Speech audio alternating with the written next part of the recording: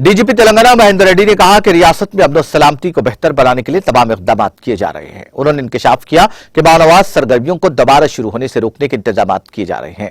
DGP Mahendra Reddy ने जिले मुलुगु वेंकटपुरम नंगनूर मंडल headquarter से 25 किलोमीटर दूर वाक़ई जंगलात इलाके में मौजूद आलूबॉक का बेस कैंप का दौरा किया। इस मौके पर डीजीपी महेंद्र रेड्डी ने वहां पुलिस अफसरान के साथ अमन और अमान का जायजा लिया। बाद मीडिया से बात करते हुए डीजीपी महेंद्र रेड्डी ने बताया कि पड़ोसी रियासतों से माओवादियों की दरअंदाजी को रोकने के लिए इकदाम किए जा रहे हैं। उन्होंने कहा कि अमन और अमान की बरकरारी से ही रियासत की तरक्की होगी। उन्होंने कहा कि रियासती पुलिस महकमा जराइम की रोकथाम के मकसद से काम करता है। उन्होंने कहा कि अगर अमन और सलामती बेहतर होगी तो रियासत में सरमायाकारी और सनतें आएंगी। इस तरह मुकामी लोगों को रोजगार और के मौके फराहम होंगे।